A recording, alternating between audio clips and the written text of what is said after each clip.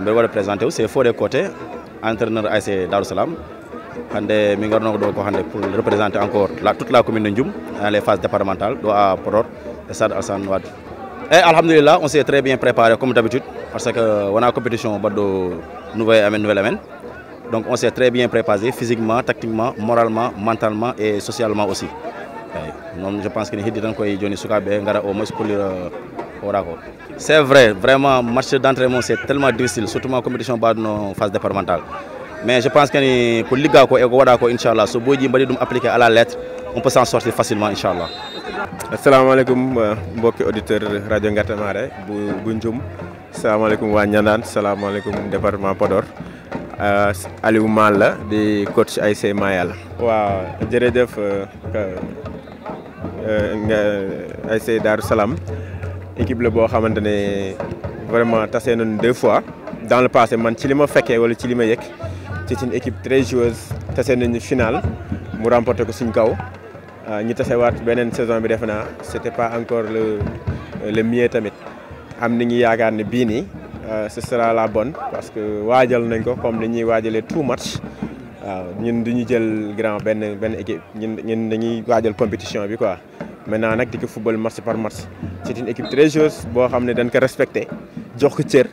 voilà ñi ñaan yàlla rek ñu football ko ci jàmm quoi.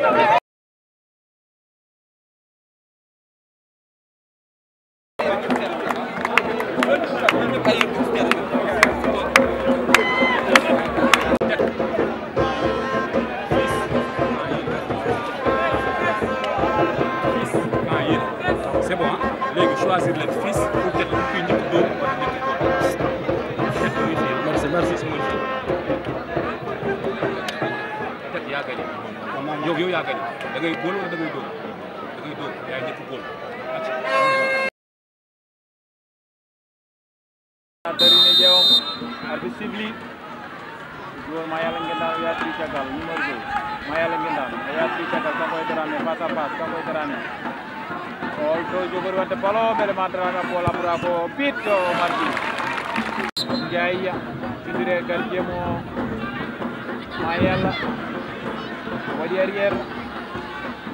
o tiri o maji balla mo jiwati o tiri balo rewito Darou Salam om Mayalla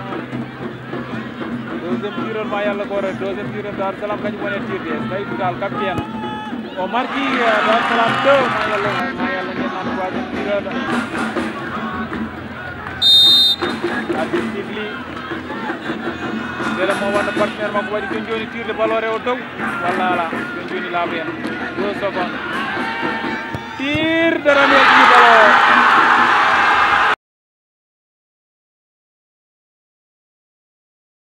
gambe makko kam foɗɗigal Darame tiri marki o so tawi oɗo ragi siɗɗaɗa hen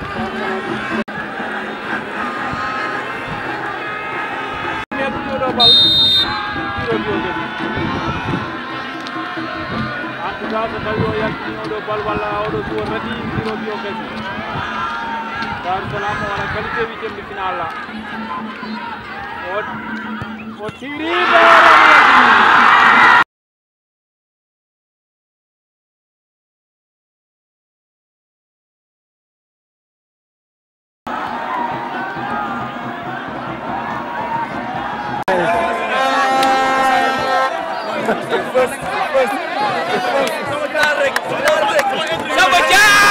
wajibi mbaɗi